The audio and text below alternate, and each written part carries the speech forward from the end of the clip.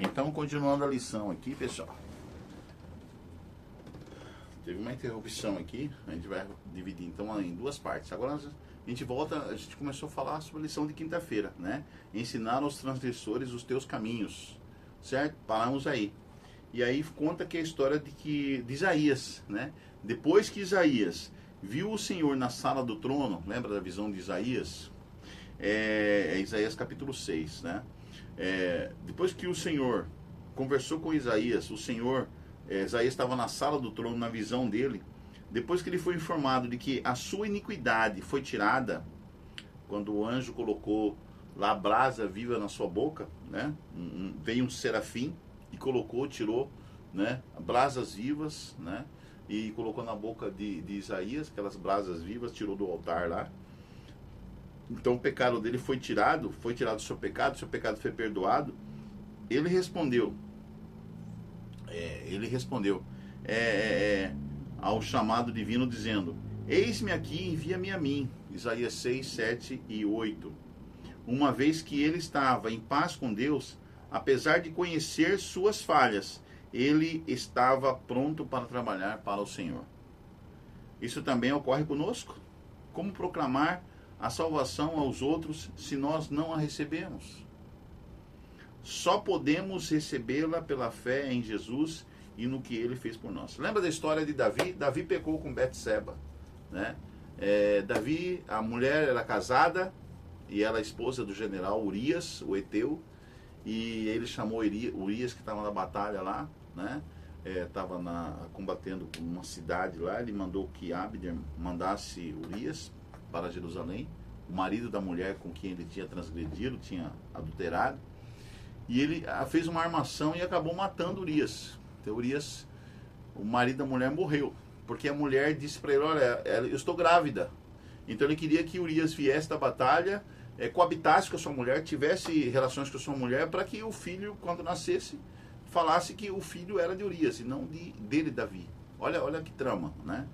Davi tentou fazer com que Urias coabitasse com a mulher. Tirou Urias da batalha, ele veio ali em Jerusalém, e ele tentou que Urias dormisse com a sua mulher, para que esse fato da gravidez dela fosse atribuída a Urias, né? Não a ele, Davi. O que aconteceu? Urias não dormiu com sua mulher, não se renegou, e Davi ficou maluco por causa daquilo, né? Porque você vem, aí Urias falou: como é que eu posso dormir com a minha mulher, sendo que meus companheiros de batalha, os soldados estão lá na guerra, né? Eu não seria digno disso, então eu não vou, né? Eu tenho que voltar para a batalha, né? Isso não seria justo. Então Davi viu que Urias era mais justo do que ele nessas questões, né? Mais de melhor caráter do que Davi. Davi manda Urias então com uma carta. Ele escreve uma carta para o general dele, para que bote Urias na frente de batalha, para que Urias morresse. Olha só a trama para matar Urias. Urias na frente de batalha. Quando estava na frente de batalha, o general botou ele na frente lá, perto do muro da cidade. Rabá, que é o nome da cidade, se não me engano, acho que era Rabá. E Urias acaba morrendo. E Betseba fica agora viúva. Aí Davi diz que para consolar a viúva, olha a trama, para consolar a viúva, traz ela para o palácio e a declara sua mulher, e casa com a viúva. Mas todo mundo já sabia ali que Davi havia transgredido a lei de Deus. As pessoas do palácio, os palacianos, as pessoas ao redor, sabiam que havia uma trama, né? E agora a mulher se casa. E a mulher estava grávida. Só que aquele filho não vingou. A criança morreu. A mulher ficou muito doente, ficou muito mal. Quase ela morre também. E o bebê morreu. E Davi entra em desespero, porque antes disso acontecer, o profeta Natan havia visitado ele, contado uma história maravilhosa para ele, mirabolante. E ele, no meio da ira, ele falando: quem que é esse homem? Mata ele. Aí o Natan fala: esse homem aí, da história que eu contei para o senhor, esse homem és tu.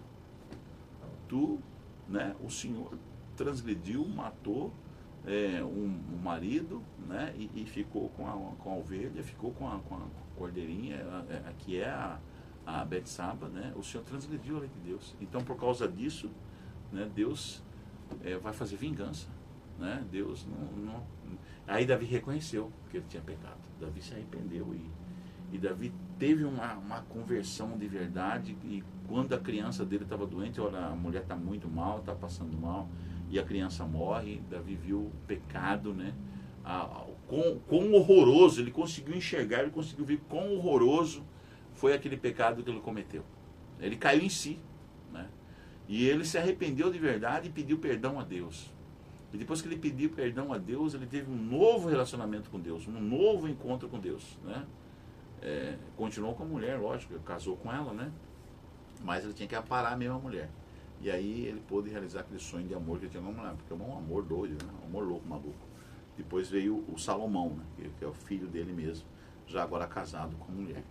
Mas Davi teve um arrependimento, uma mudança de vida, ele caiu em si, a consciência dele ele caiu em si. E ele pediu perdão a Deus, ele jejuou, ele orou, ele viu o quanto ele era mal, né? E ele escreveu o Salmo 51, versos 7 a 15. Você já leu esse salmo? É um dos salmos mais bonitos da Bíblia. Eu estou com a Bíblia aberta aqui no Salmo 51, versos 7 a 15. Olha o que ele diz aqui, a partir do verso 7. Assim, purifica-me com isopo e ficarei limpo. Lava-me e ficarei mais alvo que a neve. Faze-me ouvir júbilo e alegria, para que exultem os ossos que esmagaste. Esconde o rosto dos meus pecados e apaga todas as minhas iniquidades. Cria em mim, ó Deus, um coração puro. Renova dentro de mim um espírito inabalável. Não me repulses da tua presença, nem me retires o teu Santo Espírito. Restitui-me a alegria da tua salvação e sustenta-me com um espírito voluntário. Então ensinarei aos transgressores os teus caminhos, e os pecadores se converterão a ti. Livra-me dos crimes de sangue, ó Deus. Ele lembrou do crime de sangue que ele cometeu contra Urias. Livra-me dos crimes de sangue, ó Deus, Deus da minha salvação, e a minha língua exaltará a tua justiça. Abre, Senhor, os meus lábios, e minha boca manifestará os teus louvores. Aqui nós vemos nas palavras de Davi no Salmo 51 o quão arrependido ele ficou. Ele confessa os seus pecados, ele pede perdão a Deus e ele pede transformação. Ele pede que Deus o transforme num novo homem, um novo ser, né? Porque ele viu que do jeito que ele estava, do jeito que ele era, o que ele fez, ele mereceria nada mais do que a morte, né? A destruição pelo pecado horrível que ele cometeu. Então Davi reconheceu realmente que ele estava perdido sem Deus. E aí ele chega em Deus e pede perdão. Ele escreve esse Salmo 51. É um salmo que mostra realmente o quão profundo foi aquele sentimento, aquela angústia que ele passou pelo pecado que ele cometeu. A perda da criança, né? A perda de um grande amigo, que Urias era um grande amigo.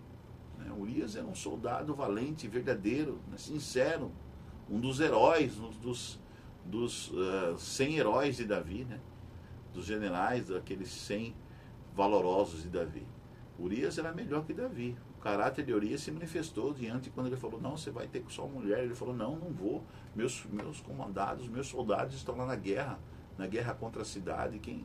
Eu estou aqui no bem bom enquanto eles estão lá passando dificuldade. Então ele mostrou ali que ele era um homem realmente íntegro, né? Um homem que tinha um caráter firme, né? Uma personalidade forte, firme, né?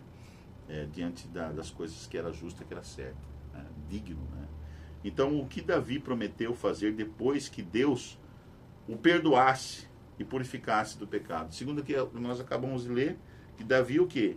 Ele prometeu guiar os transgressores no caminho divino, ajudando-os a passar pela mesma transformação que ele experimentou. Então, ser chamado à presença de Deus é, em última análise, ser enviado de volta ao lugar em que estávamos. Em sua sabedoria, Deus designou os redimidos para servir como sua voz para o mundo caído. Em breve, o mundo sentirá o impacto do povo de Deus. O apelo final à humanidade o apelo final à humanidade caída iluminará o mundo inteiro. Apocalipse 18, verso 1, fala isso. Então, no livro Caminho para Cristo, a escritora norte-americana Ellen G. White, na página 70, aliás, na página 50, ela diz o seguinte: Tão logo uma pessoa aceita Cristo em seu coração, nasce um desejo de apresentar aos outros o precioso amigo que encontrou em Jesus Cristo. A verdade salvadora e santificadora não pode ficar escondida em seu coração se estivermos revestidos da justiça de Cristo e cheios da alegria que seu Espírito produz. Será impossível nos contermos se já provamos e vimos que o Senhor é bom. Teremos alguma coisa a dizer. Como Filipe, ao encontrar o Salvador, convidaremos outros para a sua presença. As 3 mensagens angélicas estão fundamentadas no Evangelho eterno. O fundamento do Evangelho, a salvação em Jesus, é proclamado antes da adoração ao Criador. Da queda de Babilônia ou da advertência contra a adoração à besta e a sua imagem, Apocalipse 14, 16 a 19, aliás, Apocalipse 14, de 6 a 9, e isso porque as mensagens dos 3 anjos significam, acima de tudo, a esperança e a promessa que temos em Jesus e no que Ele fez por nós. Fora do Evangelho eterno, realmente não temos nada de valor a dizer ao mundo. Então, o que realmente é de valor, né, para a santificação, para a salvação, para a mudança de caráter? É dentro do Evangelho eterno. É dentro da salvação em Cristo Jesus. Então, fora do Evangelho eterno, o que de precioso os adventistas, os cristãos verdadeiros, né, você que é cristão, você que é cristã, tem realmente para dizer ao mundo fora do Evangelho? Né? Qual mensagem salvífica, transformadora, que pode transformar o mundo, que pode transformar o coração das pessoas, que pode torná-las santificadas e santificá-las para a presença do Senhor? Só o Evangelho eterno. Fora do Evangelho eterno não há outra mensagem de salvação, não há outra mensagem de santificação, de redenção, de remissão. Então, antes da proclamação das 3 mensagens angélicas, somos conduzidos ao Evangelho eterno. Qual a importância dessa verdade fundamental para todas as nossas crenças? Né? É suma importância. Né? Não tem mais nada importante do que isso. Os Salmos de Davi, agora vamos voltar aos livros de Ellen White, vamos lá no livro Patriarcas e Profetas, né? Que fala a respeito desse assunto, desde a página 670 à página 671, que os Salmos de Davi, ela fazendo um comentário ali, passam por uma série completa de experiências, desde as profundezas da culpa consciente e da condenação própria até a fé mais sublime e a mais exaltada comunhão com Deus. O registro de sua vida declara que o pecado traz apenas vergonha e tristeza, mas que o amor e a misericórdia de Deus podem alcançar as maiores profundidades e que a fé erguerá a pessoa arrependida para que participe da adoção dos filhos de Deus. De todas as promessas contidas em sua palavra, esse é um dos mais fortes testemunhos da fidelidade, justiça e misericórdia de Deus em sua aliança. Jurei a Davi, meu servo, diz o Senhor, a minha mão estará sempre com ele, o meu braço o fortalecerá, em meu nome crescerá o seu poder, porei a sua mão sobre o mar e a sua direita sobre os rios. Ele me invocará dizendo, tu és o meu Pai, meu Deus e a rocha da minha salvação. Por isso farei dele o meu primogênito, o mais elevado entre os reis da terra. Conservarei para sempre a minha bondade para com ele, diz o Senhor, e lhe confirmarei a minha aliança. Salmo capítulo 8, verso 9, e Salmo capítulo... Salmo capítulo 89, verso 3, Salmo 89, 21, Salmo 89, verso 24 a 28. Né? Então aqui está a declaração de que Deus realmente havia perdoado Davi. Né? E Deus fez com que Davi se tornasse o maior rei de toda a história da humanidade. Né? Foi Davi, o precioso Davi. Inclusive Cristo é chamado de o filho de Davi. O Messias, o próprio Messias, o próprio Senhor Jesus, né? A segunda pessoa da triunidade divina, é chamado de o Filho de Davi. O Filho de Davi. Né? Então, perguntas para consideração. primeira questão, primeiro quesito aqui. A humanidade fracassou na sua parte da aliança. Davi, homem segundo o coração de Deus, segundo 1 Samuel capítulo 13, verso 14, diz que Davi era homem segundo o coração de Deus. Apesar de erros graves, foi usado para transmitir a salvação. Em que sentido Davi prefigurou Jesus, que cumpriu perfeitamente a aliança de Deus em nosso favor? Porque o Cristo fez em nosso favor é a nossa única esperança? Segundo quesito, quais passagens dos Salmos refletem a sua experiência pessoal? Terceiro, por que Salmos fazem referências frequentes ao templo? Sempre fala do templo, né? O que aprendemos do amor de Davi pelo santuário? Isso nos ajuda a apreciar a obra do nosso sumo sacerdote que está diante de Deus e intercede por nós? Romanos 8,34 diz que Deus é o nosso sumo sacerdote e ele intercede por nós. E porque mesmo tendo sido redimidos, precisamos da intercessão de Cristo por nós no céu. E a quarta questão. Após a vergonha e tristeza do pecado, o Senhor o ergueu para que participe da adoção dos filhos de Deus? Sim. Né? Então, muitas questões aqui nos faz pensar, essas questões nos fazem pensar cada vez mais sobre a importância da nossa relação, a importância da nossa conexão com Deus, a importância do dia a dia do nosso processo de santificação, né? A nossa comunhão com Deus, a nossa comunhão com Yahshua, a nossa comunhão com Adonai, o Senhor, né? A nossa comunhão com Ruach, o Espírito Santo. Então nós precisamos ter uma conectividade com Deus. Precisamos buscar diariamente em El Shaddai, né, o Todo-Poderoso, a nossa santificação. Né? Precisamos ter um contato muito mais próximo com Deus. Desde de manhã, quando nós acordamos, até o último momento do dia, quando nós vamos dormir. Né? Nós precisamos disso. É fácil? Não é. É muito difícil. Né? Somente nos dias que nós vivemos hoje, né? Esse corre-corre, trabalho, serviço, as redes sociais, o celular o tempo todo, as questões envolvendo nossa empresa, né? Do dia a dia, né? A economia, a política, tudo, né? O entretenimento, tudo nos faz afastar de Deus. O único objetivo total mesmo é fazer com que a humanidade se afaste de Deus. Né? Não consegue enxergar, não consiga ver, né, que Cristo está no Santíssimo do Santuário Celestial intercedendo por nós diante de Deus. Né? Não consigamos ver os céus. Então, essa é a grande questão. Aonde estarei eu hoje, nesse momento, quando eu abro a Bíblia? Aonde estarei eu hoje, no dia da minha morte? Né? Aonde estarei eu hoje em relação à minha consagração, à minha devoção, à minha participação com os interesses celestiais, as coisas do céu? O que estarei eu fazendo hoje, né, para salvar o meu irmão, para falar do amor de Cristo, para falar do Evangelho eterno para as pessoas que estão ao meu redor, né, e até aquelas que estão além mar? Né? Como estarei eu sendo usado hoje para salvar outros, para levar hoje outras pessoas aos pés do Salvador? Estou realmente eu cumprindo a missão que Cristo delegou a mim, que Cristo outorgou a mim, que o Evangelho me outorga na presença de Deus para pregar, para falar de Jesus às pessoas?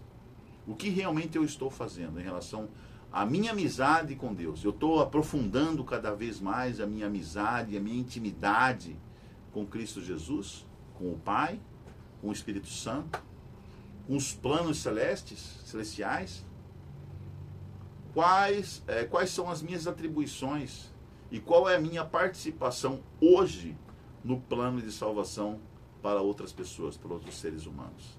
Então isso são avaliações, são questões, né, perguntas que nós devemos fazer para nós mesmos, para que nós tenhamos um contato, né, uma comunhão mais sincera, uma devoção maior às causas celestiais, às causas do Evangelho eterno. Que Deus nos abençoe essa semana, que Deus nos abençoe a cada dia, para que nós venhamos a cumprir em nossa vida realmente o projeto de Deus para cada um de nós. Né? Qual o projeto de Deus para a salvação dos seus vizinhos, dos seus parentes, dos seus amigos, das pessoas ao redor, das pessoas além mar também, né? Você tem se dado realmente como missionário como missionária para a causa de Cristo, né? Realmente nós somos missionários para a causa de Deus. Nós temos usado inclusive a nossa rede social para falar do amor de Deus. Nós temos usado a nossa influência na faculdade, na escola, no serviço, na nossa vizinhança, na nossa família, para a causa do amor de Deus, para a causa de Cristo, para a causa do plano da salvação. Então são questões que devem dominar a nossa mente o tempo todo, né? Deus abençoe você, que você consiga realmente testemunhar, né? Falar do amor de Cristo às pessoas, e na sua vida seja uma vida de comunhão, seja uma vida de santificação, uma vida direcionada para Cristo Jesus, para o plano da salvação. E não se esqueça, amigo, de tudo que você tem ouvido, a suma é: teme a Deus e guarda os seus mandamentos, porque esse é o dever de todo homem. Porque Deus trará a juízo todas as coisas, até aquelas que estão escondidas. Quer sejam coisas boas, quer sejam coisas más. Até o próximo Conectados 7, né? E que Deus abençoe você. Não esqueça, você está dentro do plano de Deus, do plano de salvação, que Ele já começou desde antes da fundação do mundo. Você está no coração de Deus. Você é projeto de Deus, tá? Deus tem planos maravilhosos para você, para hoje e para o seu futuro eterno. Tchau, até o próximo Conectados.